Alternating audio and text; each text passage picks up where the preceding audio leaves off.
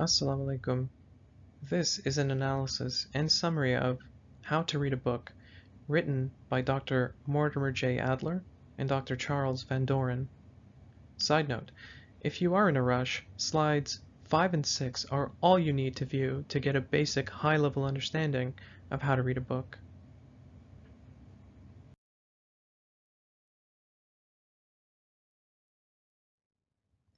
It should be noted that this book was written mainly to establish a methodology in reading expository books well, but its applications can be applied to imaginative literature as well, along with everything else in between, with some modifications to the methodology.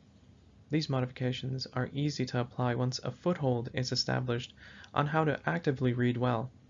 It should also be noted that not all books should be read in the manner described in this book. Once you understand the method of active reading, which applies the steps of analytical and syntopical reading, you will be able to apply its methods to good books, or books that will serve your purpose. You will not apply this method to books that don't fit these two criteria. A good way to know if you are understanding this book is to see if you can pick out good books that need to be read analytically, and those that require only skimming, inspectional reading. Skimming will come in handy when applying the steps of syntopical reading. You have to put in the effort in order to read a good book well. It is up to you to need to attain its wisdom and become peers with the author in a way, knowing as much as possible what they know. One final note before we begin. Please read the book. This is only a summary, and in creating it, I had to turn 300 plus pages into a deck of 30 or so slides. Please read the book. It is very crucial in your understanding. There are nuances that I just cannot replicate and experiences that will help you in understanding this book more. This summary and analysis can only do so much. On a personal note, it is funny that in the process of analyzing and summarizing this work, I will be advising on how to read a book well. It is almost like summarizing a mathematics text. On the topic of mathematics texts, I will say that the one key advice that math-related professors that I've personally come across have given is to focus on the equations and formulas. The main ideas surrounding the equations are important reading, but unless you devote much time to understanding the equations and formula, you will not do well on tests or the practical use of the math you may need. The authors of this book will tell you otherwise, and they have made it clear that the reason they tell you to ignore the equations and formula is because they don't want you to get bogged down by them, because you are not reading as an expert, but as a lay reader, an average person, much like myself.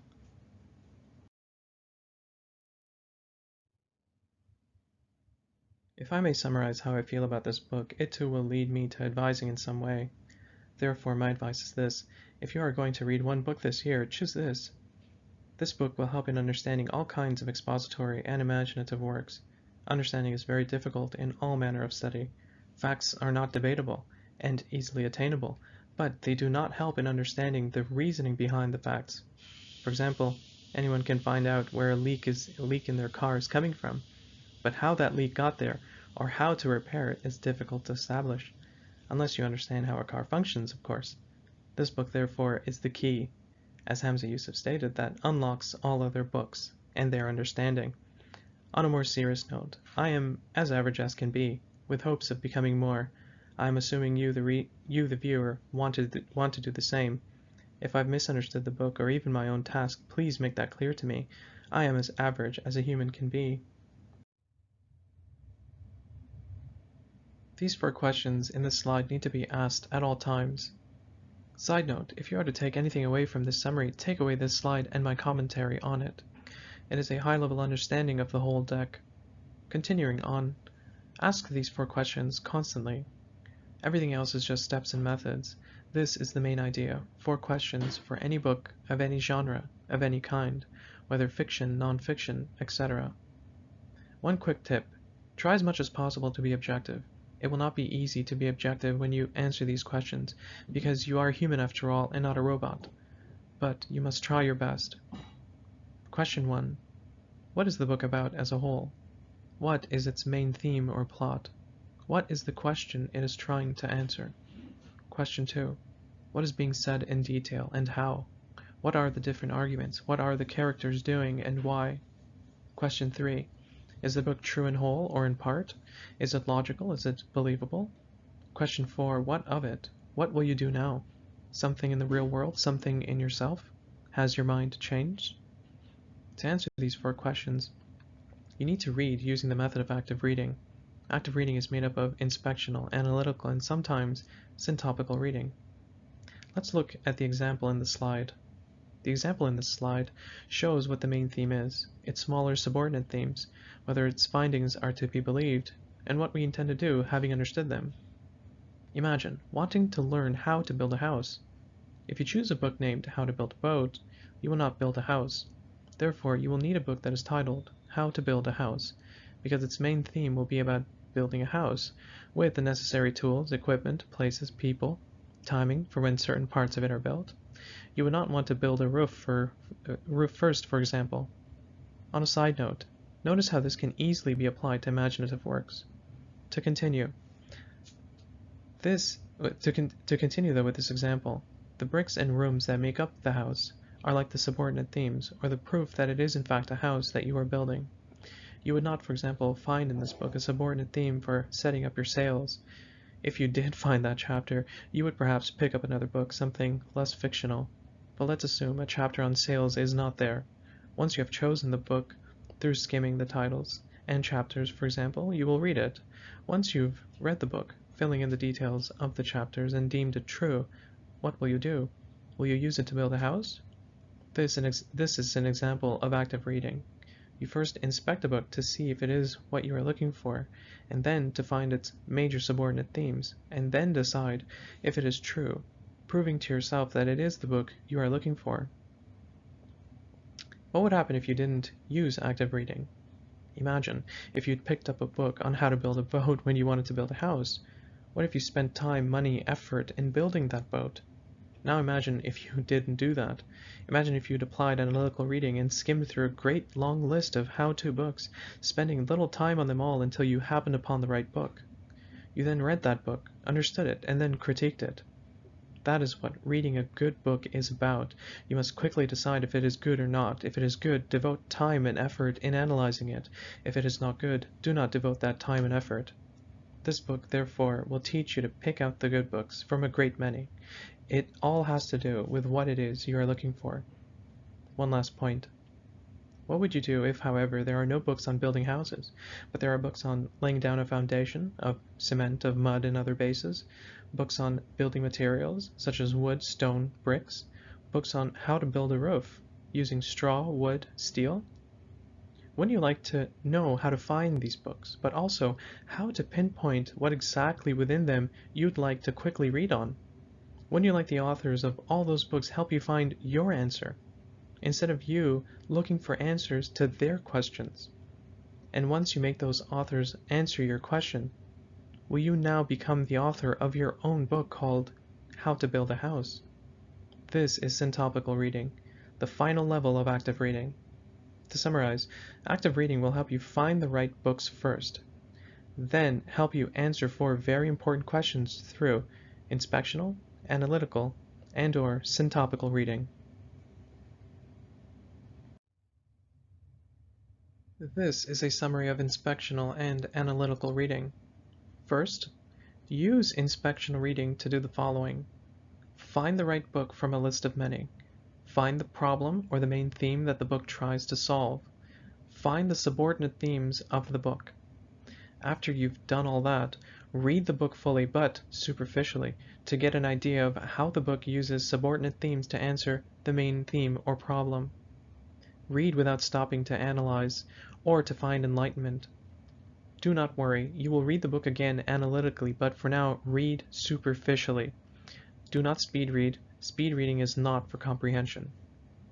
Second, read the book fully but analytically. Find answers to the main problem. These answers are in the subordinate themes of the book and are composed of terms, propositions, arguments, and a solution to the main problem. Analyze those answers. Decide if the answers are true or logical, and then judge whether the book solved its problem and also communicated its solution to its main theme or problem well.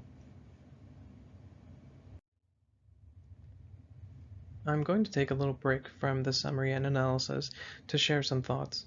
I am not affiliated or have received anything in exchange for this video. There are two people that I've come across who have helped greatly in my process of understanding how to read a book, amongst other things. They are Andrew Huberman and Hamza Yusuf. To start off, I have some personal pointers that I learned from this book that almost immediately helped. I'll start with what I found to be the most important as my number one. 1. Read actively, not passively, and you will not fall asleep. I used to read classics about a paragraph or two in order to fall asleep. Once I applied the first point of reading actively, I found it difficult to read books at night because I just wouldn't stop.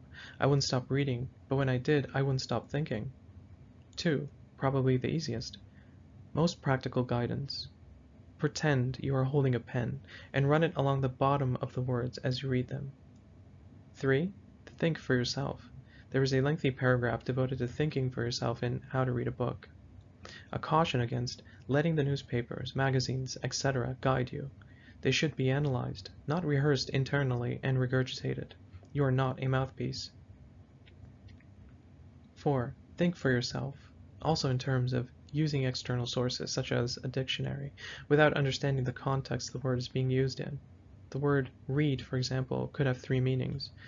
One can read, one is well read, or one has read. Either way, external sources should be the last resort, after you've tried to understand the word from within the sentences around it. More than likely, the word being looked up is important to understanding what is written. So attempt to problem solve within the confines of the sentences around it is very important.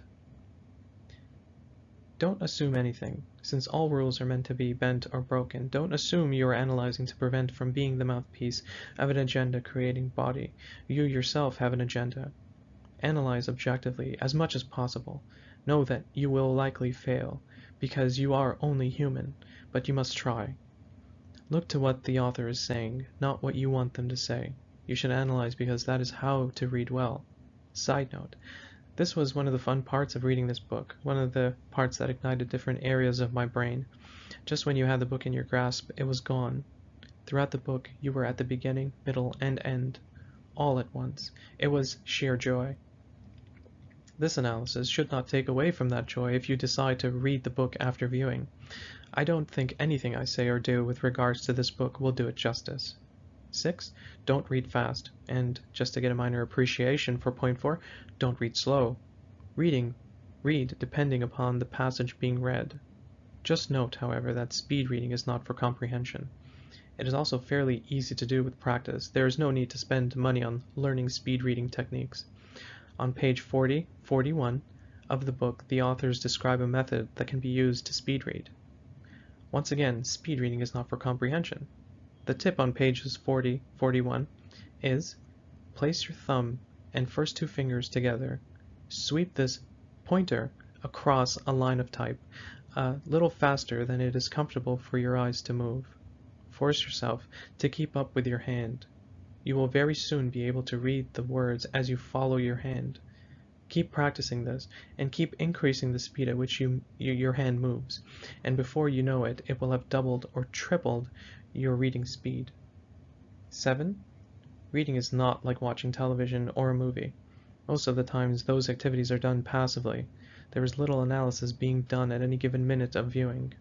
Reading a good book and analyzing it is much more engaging and should be treated as a way to expand your mind.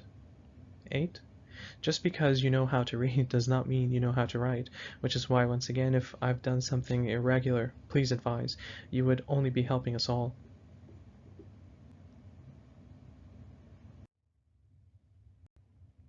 From Professor Andrew D. Huberman, Associate Professor in the Department of Neurobiology at the Stanford University School of Medicine. 9. Turn your phone off, social media, YouTube, etc., or move it away from you. This is a trick that I'd learned and accidentally applied that one time my phone died. I'd learned it, along with many other tricks, from the Huberman podcast. Andrew Huberman is perhaps the most revolutionary thinker of our generation. Someone that can talk at length on the matter of the mind and body chemistry to an audience of laymen and experts with ease. making both parties understand at once. His findings, too, are revolutionary. From Hamza Yusuf, co-founder, Zaytuna College. Number 10. Hamza Yusuf of Zaytuna College stated that this book is like a key that unlocks other books. Side note, I had prayed and asked God to help me read. I then found Hamza Yusuf by accident while looking into Chris Hedges, I believe. I discovered he'd co-founded Zaytuna College. I could not afford the tuition there, so I thought the best thing to do would be to find books sold on Zaytuna's website and read them. Never would I have imagined that I'd come across this very book on their site, nor would I have found 2 lectures given by Hamza Yusuf himself on this very book. I do recommend viewing them, along with many other videos of his. From personal experience, number 11. Be grateful. Being grateful was the one thing that Andrew Huberman advised everyone to do if they are to do just one of the many things he outlined. It is also one of the most important things a Muslim can do, to be grateful to God regardless of when things are good or bad. If you were planning on reading and you instead watched television or movies, that is okay. Be grateful. You perhaps needed to feel happiness and joy without much effort, especially during lockdowns. Don't be too hard on yourself. Be grateful for living during a time of such wonderment and ease as compared to just 100 years ago. You can be grateful while eating cold spaghetti, so long as you realize there are those without running tap water in this world. Paste that feeling onto all your good and bad experiences, adjusting for the situation, of course, because not everything can be like cold spaghetti, and you will find joy, inshallah. 12. Silence is good and helps to focus intensely. Even using effort to will the noise away is effort taken away from reading. 13. Find a time of day where you are most malleable and can easily learn. 14. It usually takes 5 to 10 minutes to get started on anything, but removing distractions in a solitary place takes that down to 3 to 5 minutes. 15. Rest in between bouts from the complexity of the book. Don't think about the book at all during these moments of relaxation. 16. Sleep is good for recovery. It is like a friend who processes data in your mind for free, but he only comes around when you're sleeping. So let's begin our journey to understanding how to read a book actively.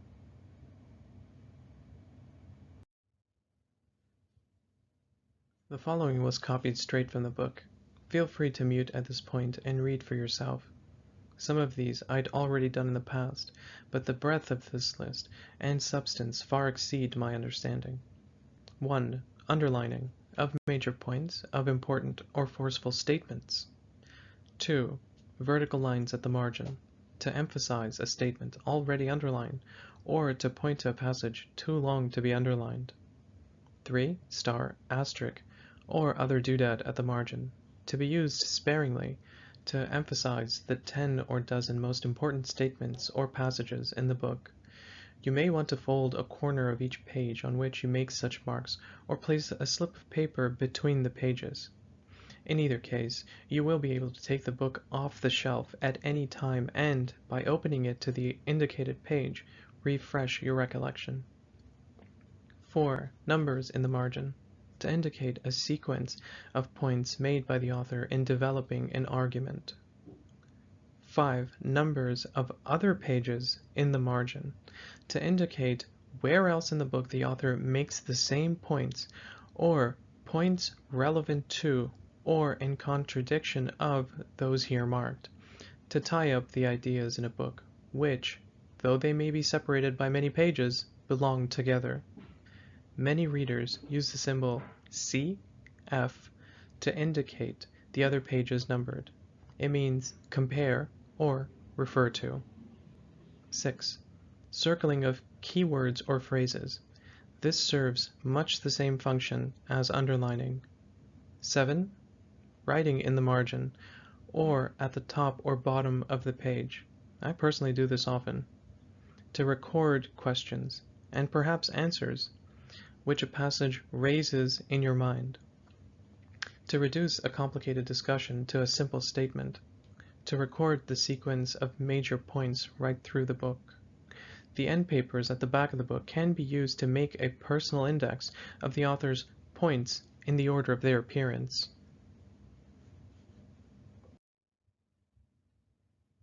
To reiterate the main objective of the book, one needs to read well by reading good books actively while inspecting all other kinds of books.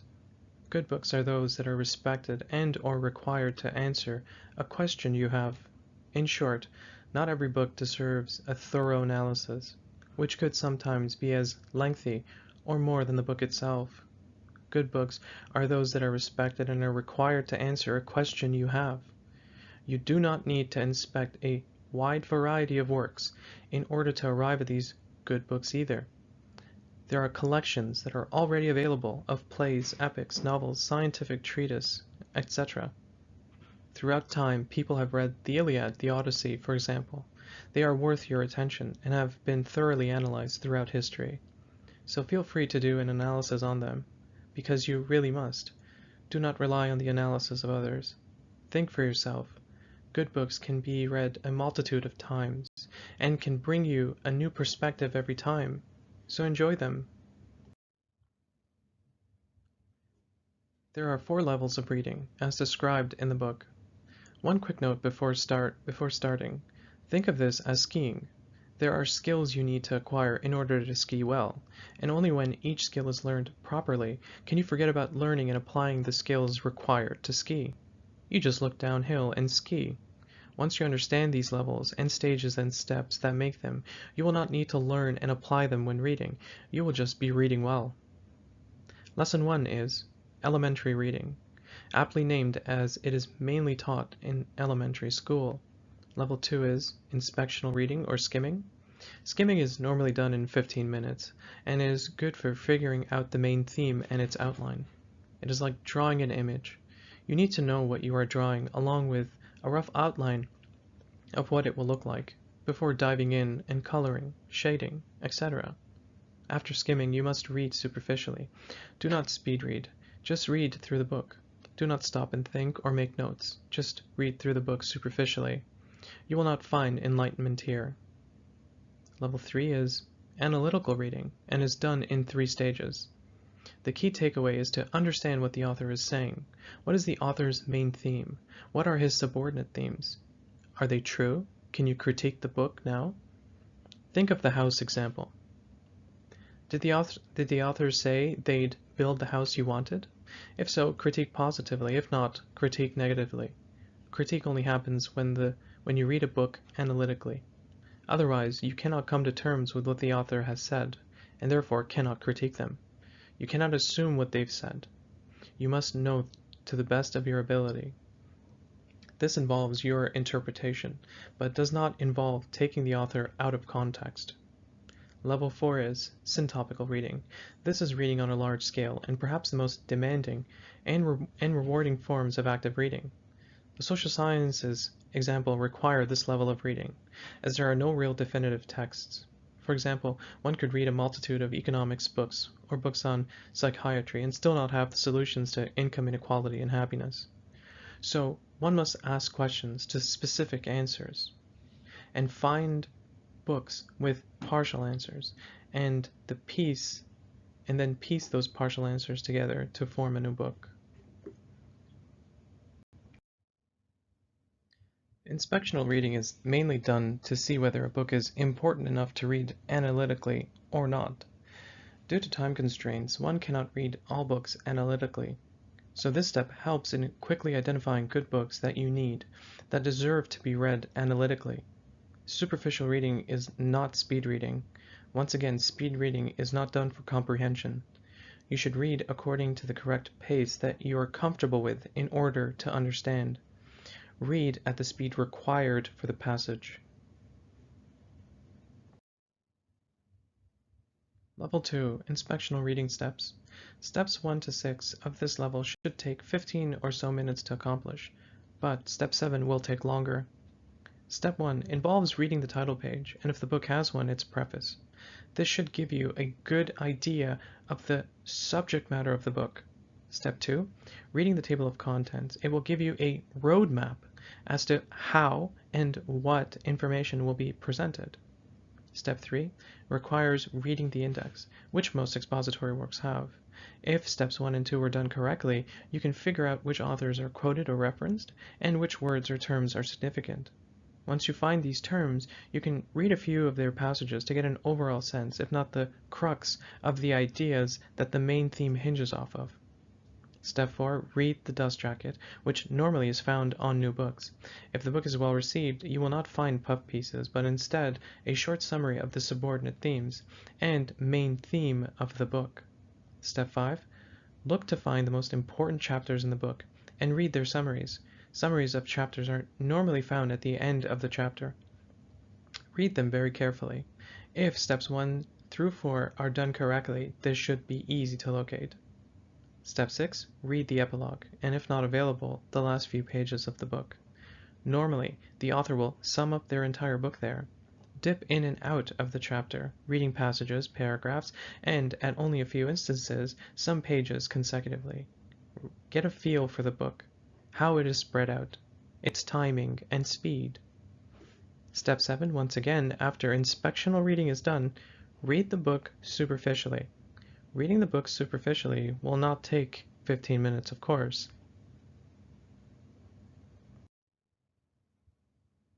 There are 3 stages to level 3. Stage 1 is identifying what the book is about. Stage 2 is reading the book analytically. And Stage 3 is critiquing the book. Level 3, analytical reading, Stage 1. Stage 1, what is the book about? Classify the book according to kind and subject matter.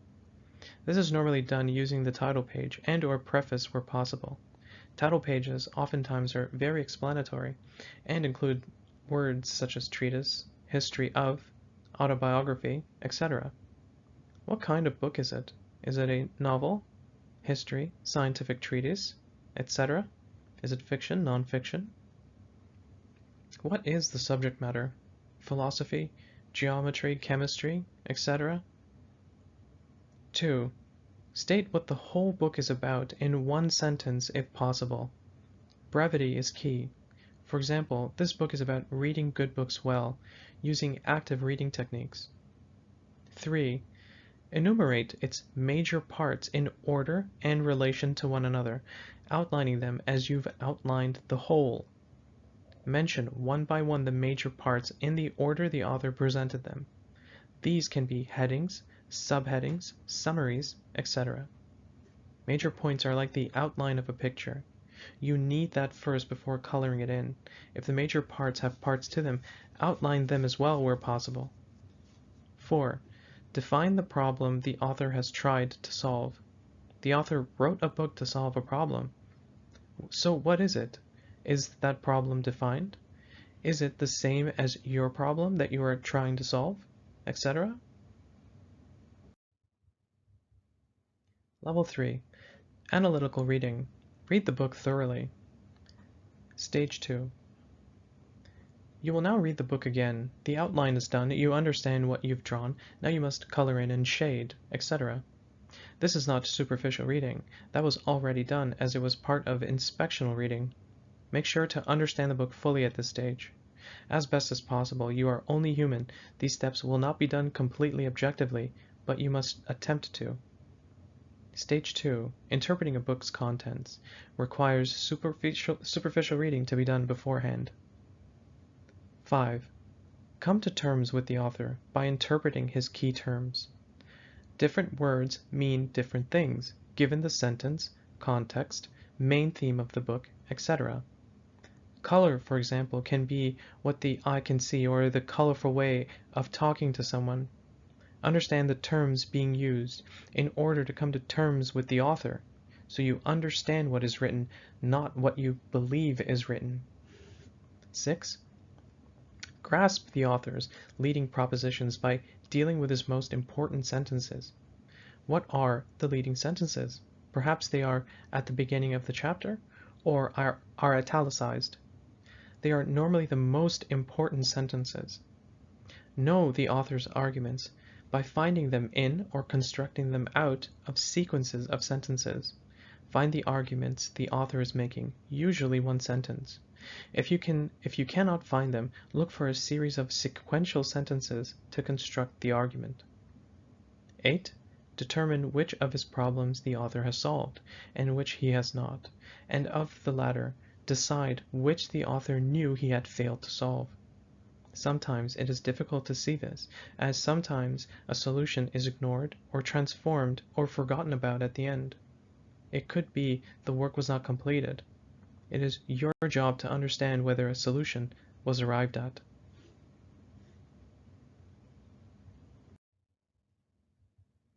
Level 3. Analytical Reading, Stage 3.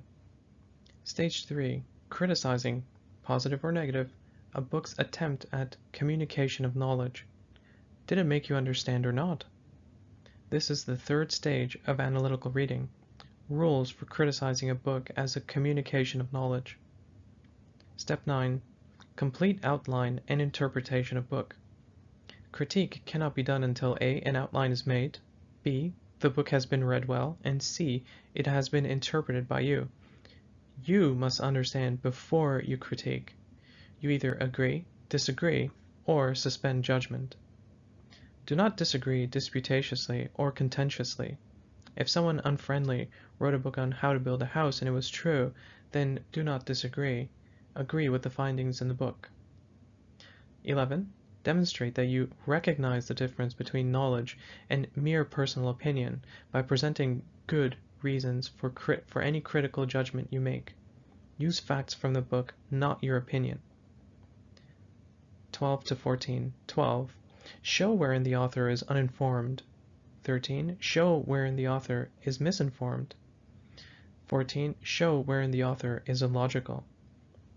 Side note, if you cannot prove any of steps 12 to 14, then you must agree with the author, at least partially. If the author is well informed and you can prove it logically through their work and your understanding, then you must agree. If the author is a construction company owner who wrote a book on how to build a house and you can now logically see how it is possible, then you must agree. 15. Show wherein the author's analysis or account is incomplete. You may suspend judgment if you can provide evidence the book is incomplete. This in a way voids steps 12 to 14. Did the author, who owns a construction company, not have a chapter on roof building, for example? Is the rest of the book false then? You may suspend belief at this point because maybe the structure cannot support a roof, or maybe it can. You just don't know.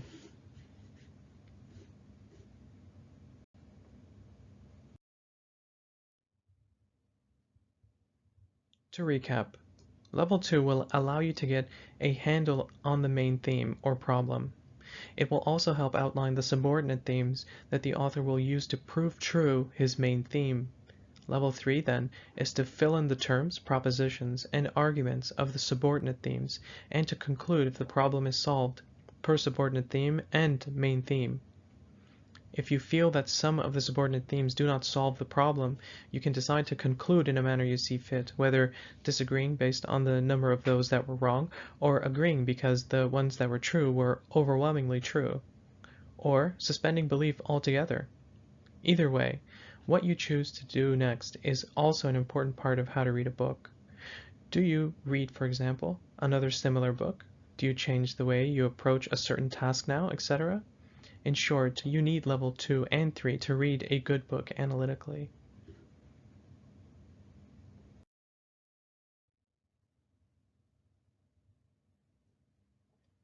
Modifications on reading other books. Practical books. Made up of practical and theoretical. Practical in the sense that action is required in the real world, not in the book itself. Example of practical: rulebook, cookbook, driving manual. Propositions are the rules themselves. Arguments will prove the rules are sound. If its rules work in the real world, then you have to agree with the author, as he is telling the truth. Example of theoretical: principles behind the rules. Economics, politics, morals. Most important question is, what of it? Did the theoretical work change your view in some way? If not, then you did not learn much from it. This book, for example, if you want to learn how to read, is a practical book, but if you want to know the science behind reading, it becomes theoretical. There is a difference between A, only wanting to understand the principles of an act, and B, actually acting on those principles. Imaginative literature, stories, plays, and poems. It is less difficult to read expository works than imaginative, because finding truth in art or beauty requires more effort. Knowing why you are pleased with a book is difficult. Even though they are more difficult, they are often much more rewarding. Expository works convey knowledge, imaginative convey experience. In between practical and imaginative. History, for example, is science and fiction. Science in the sense that you are discovering, and fiction in the sense that you are filling in the missing pieces that aren't there. Unless there is a capture of an entire person's life, you cannot know everything about them. But even if there was, you would never truly know what was happening within them. We therefore rely not only on science, but fiction as well.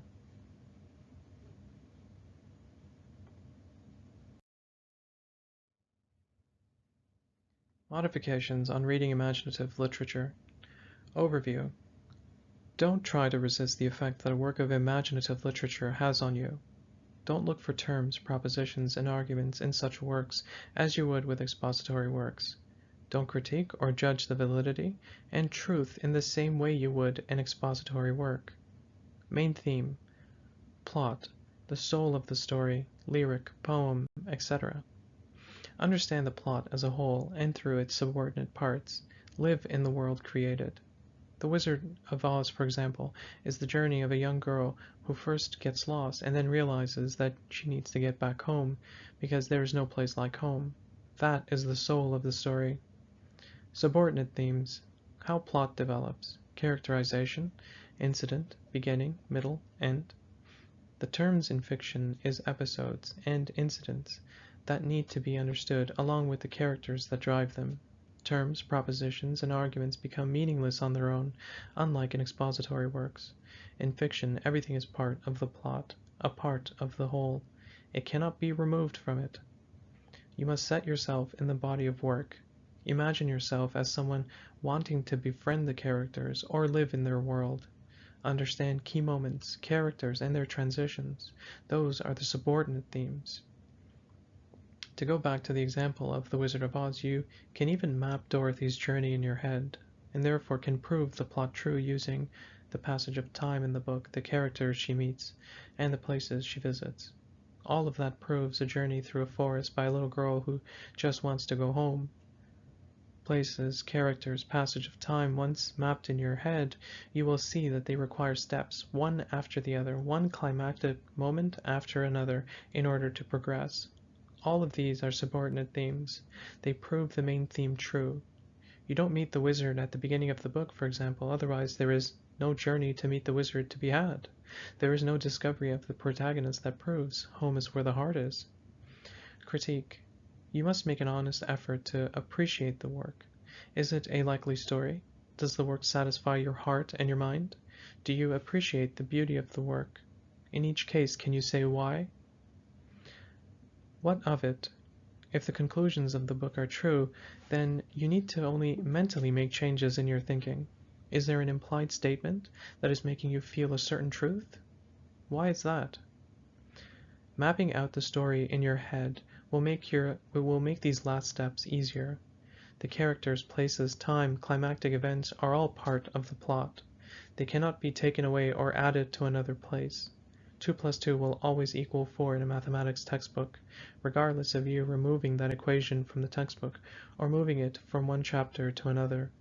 But if you take out the chapter of Dorothy meeting one of the main characters, let's say the Scarecrow, or move the chapter of her in Emerald City to the beginning of the book before she sets off on her journey, then you no longer have the same book, or the same plot. You can even ask your own questions, such as, what would happen if Dorothy was much older and wiser? Or if Dorothy lived in the fantasy world and was transported to the real world instead?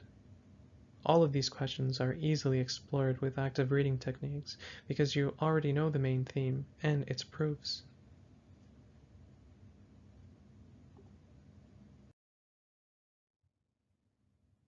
Tips on reading imaginative literature. Try and read in one sitting. It is difficult with work and life, but it is best practice to read in one sitting. Read quickly at first and get immersed in the work, and more importantly, once again, try and read in one sitting, or sittings very close to one another. Understand characters first before passing judgment. Live in the fictional world. Terms, once again, are the incidents and characters. Do not give up when there are many characters. Push through the work. A good work of fiction, no matter how long, will always feel short and enjoyable. Stories are not clear in the beginning. Like life, they unfold. Epic poems. Read the Iliad and Odyssey of Homer, Virgil's Aeneid, Dante's Divine Comedy, and Milton's Paradise Lost. Plays. Read slowly and with expression when stuck on how to interpret a scene. Pretend to be directing the play. If all else fails, then and only then visit the glossary and notes. Tragedy. Greek tragedies deal with heroes not having enough time to deal with the evil around them. Pretend to be part of the crowd in the play. How would you, as a passerby, judge the hero? Would you judge them harshly for failing, knowing time was not on their side? Lyric, poetry. What poets write. Read in one sitting the first time and read quickly. Read aloud the second sitting. Read many more times after that and enjoy it. Look for words that stand out or repeat. These are your terms. Know that good lyrics have conflict, one element or theme versus another. Critique. Some works of fiction are meant to be sadistic. Others are about love and compassion. So do not judge books critically as being evil in nature or too unrealistically good, if that was their purpose.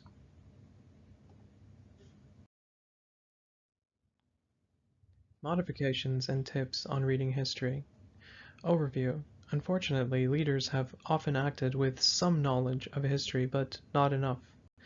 With the world as small and dangerous as it has become, it would be a good idea for all of us to start reading history better. Imagine being on a jury of a murder trial. You do not have testimony of the victim, so you have to let the story around them explain what happened. Your analysis and conclusion should be as objective and scientific as possible, but it will always involve some sort of fiction on the part of the author. More information in the future could lead to a revision of perspective and conclusion. It is, after all, a story of events, based on information collected, then ordered. However, many facts are not debatable. The date of the moon landing is not debated, as these are more factual, but not history that offers understanding of the time, place, and people involved. It is important, therefore, to read more than one account of history due to this kind of ambiguity. Read history to understand what happened, to see how people react in certain situations, so as not to repeat the poorer decisions. On biographies. Why did the author write it? The purpose. What are the criteria for truth? Definitive biographies are written after subject has passed on. They are the most scientific, as they rely on documents, communications, etc. They are oftentimes unnecessarily boring, unfortunately. They are a slice of history through the subject's eyes, of the times, and of themselves. Authorized biographies rely on people more so, and are thus less scientific. They don't do as thorough a job at helping to understand the subject and their times. Other biographies, mainly for sharing life lessons, akin to self-help works. They are a delight to read, and not nearly as trustworthy as definitive biographies. Critique. Do you believe this biography? Was it inspirational? What of it? Biography, like history, can be a cause of practical, moral action. A biography can be inspiring. It is the story of life, usually a more or less successful one, and we too have lives to lead.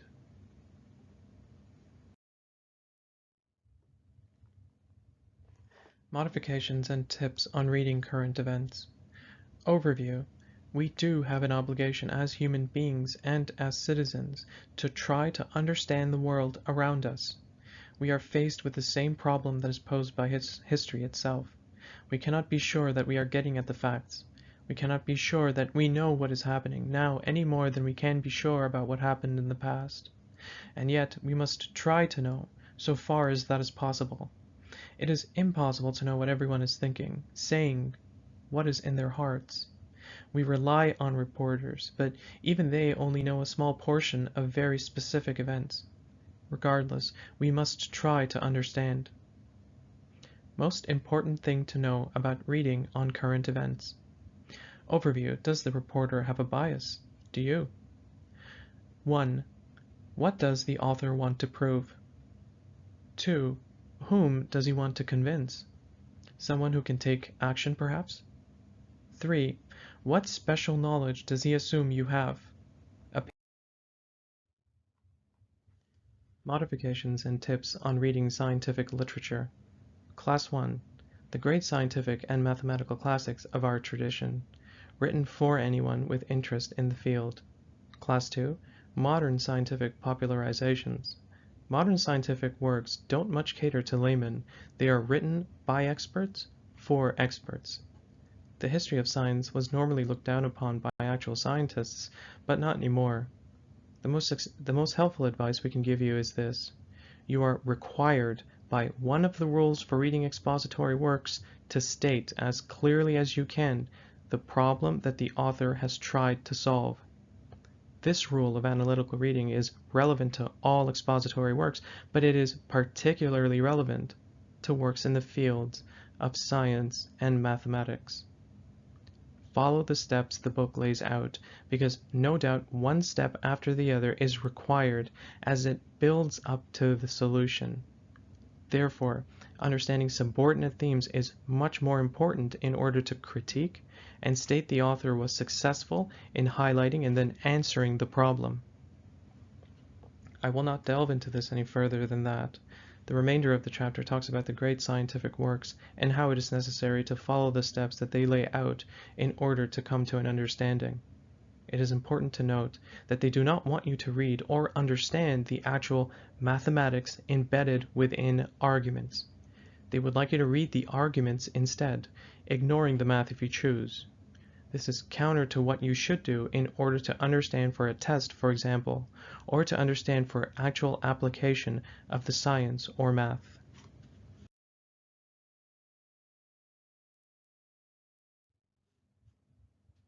Modifications and tips on reading philosophy. Overview. Much like science and mathematics, more philosophy books are written for experts and not so much the layperson. This book will not instruct on how to read modern philosophy, written for experts by experts.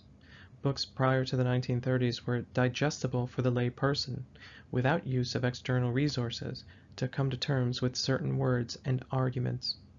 The works of Plato, Aristotle, for example, are a good starting point. Philosophy, as discussed in the book, does not teach, for example, how to make an egg, but it does show how and why to live a good life. It is up to you to decide if eating an egg is important to achieving that good life. Then you decide whether to make an egg and eat it. Most important hint, number 1. Understand the question or problem, the theme that the book is trying to solve. And 2. Understand the hidden meaning behind the work.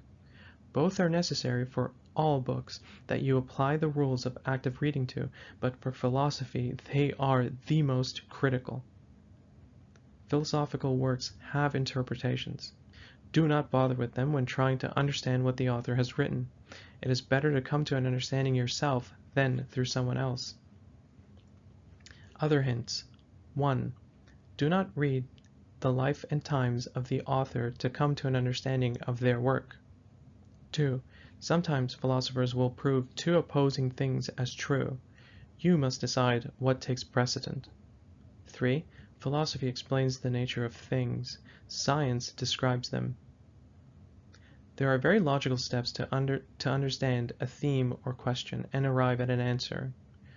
Read for reasoning and logic, but know that sometimes the subordinate themes will not logically add up to the main theme. And do not get bogged down by scientific facts that are deemed incorrect by modern science. So you must come to terms as best as you can. It is up to you to put in the effort and reap the rewards through reasoned assumptions. Different philosophical styles. The philosophical dialogue. No one but Plato has done this well. His dialogues involved a number of men that discuss a subject or problem with Socrates, and through their discussion your understanding evolved. The philosophical treatise or essay, the most common style. Immanuel Kant used this method. You state the theme, go through solving it thoroughly step by step. If you encounter problems, solve them during your step-by-step solution, or solve them at the end of the treatise or essay. The meeting of objections.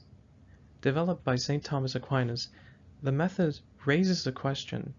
The wrong answer is given. The wrong answer is proven right illogically. Then Thomas provides the right answer using an authoritative text like the Bible, and then his own logical reasoning. The systematization of philosophy. Two notable developers, Descartes and Spinoza, unsuccessfully used this technique of merging mathematics into philosophy to prove their objectives. Galileo did the same unsuccessfully also by merging philosophy into mathematics. This is a poor technique. The aphoristic style.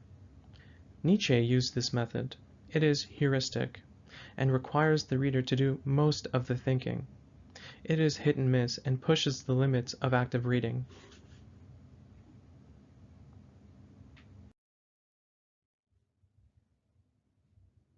Modifications and tips on reading social sciences. Overview.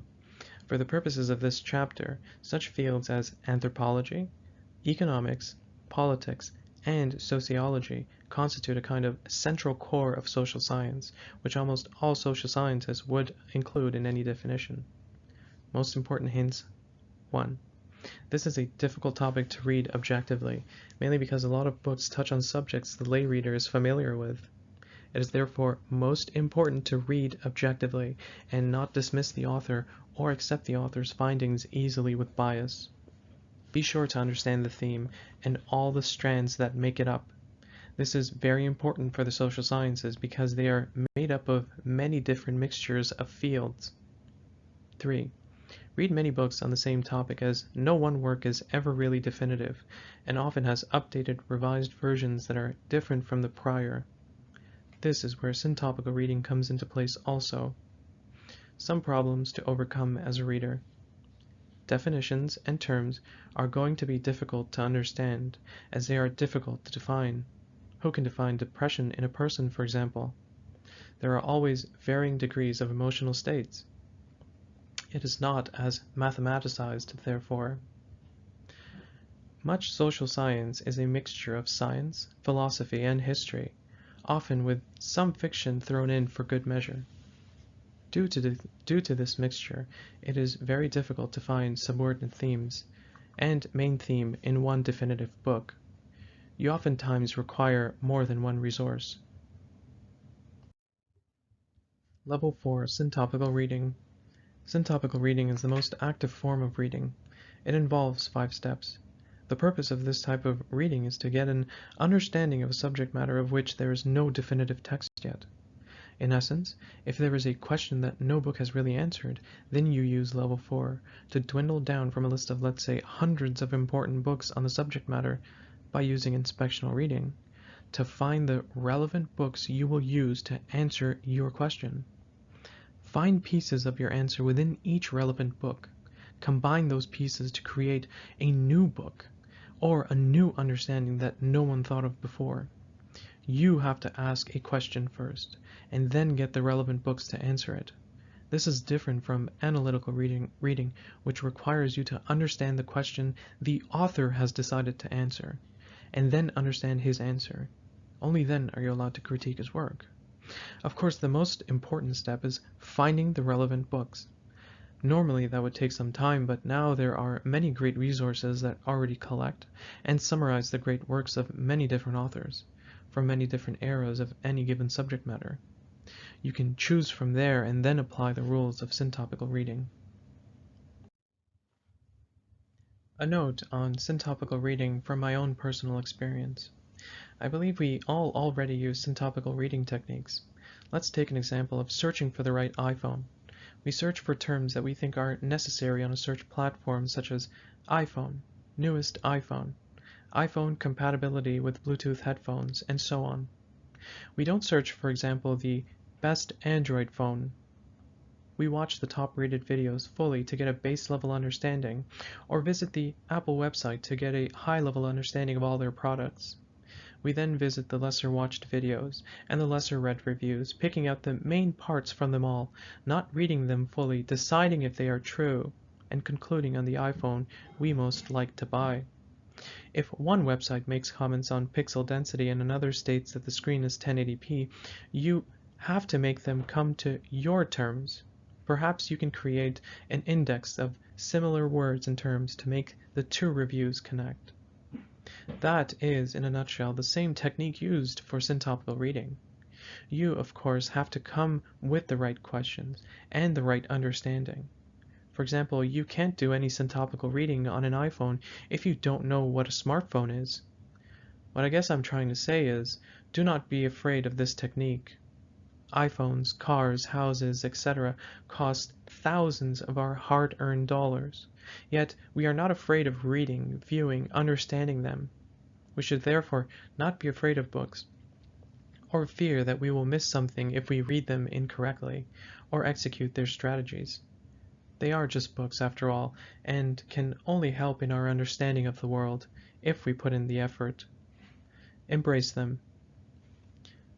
Now to continue. This slide is just a word-for-word copy and paste of pages 326 and 327. This summary I found to be the best way to communicate the steps that expand on the levels that I've already gone over. I did not find the need to expand on them, or to break each step down fully. Level 4, Syntopical Reading, 5 steps. There are 2 stages in syntopical reading. The second stage comprises of 5 steps. Stage 1, Surveying the field, preparatory to syntopical reading.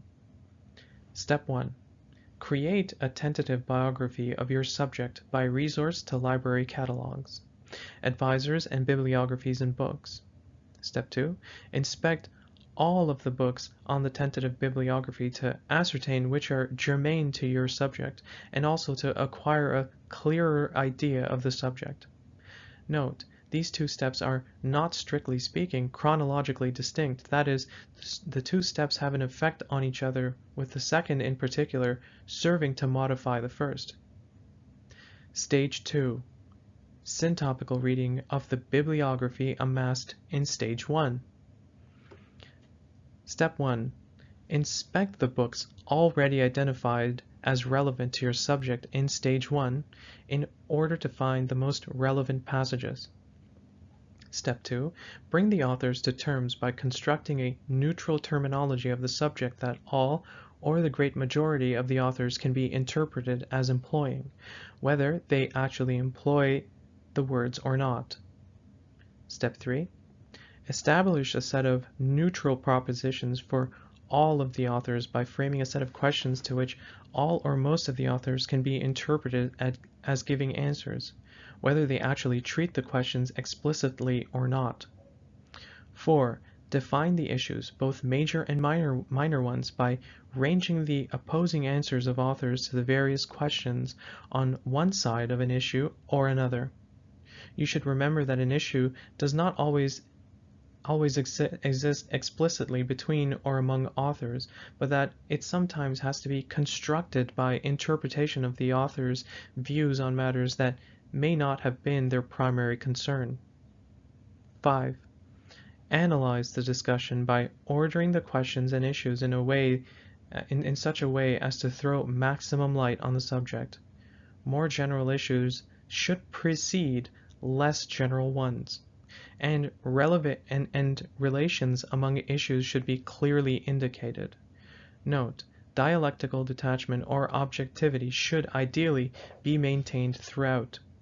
One way to ensure this is always to accompany an interpretation of an author's view of an issue with an actual quotation from his text.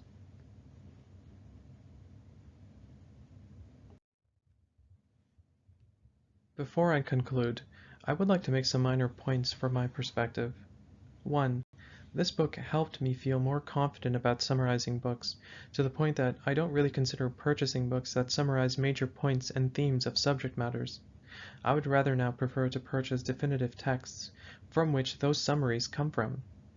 2.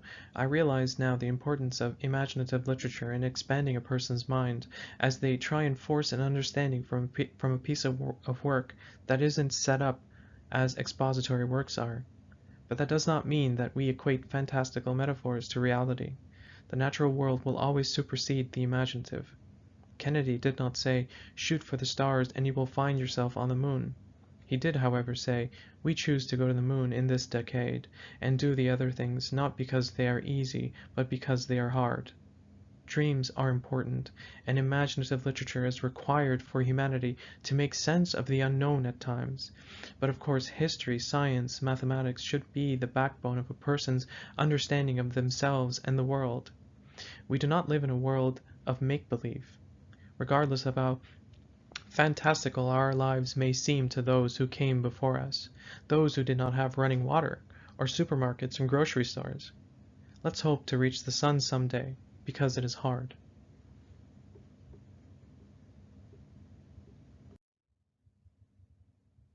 This book not only helped me to understand how to read a book, but also to actively try and have conversations, understand interviews, documentaries, etc. The ability to apply the rules of this book to the real world makes this book very important. And if you have a copy of the first edition, Hams Yusuf would recommend you read that one and not the ones that followed. I personally could not find the first edition for under $500 Canadian, so I had to settle for the Kindle ebook, which is the latest edition. Take care. I wish the viewer the best in this lifetime and in the hereafter. Amin. Peace.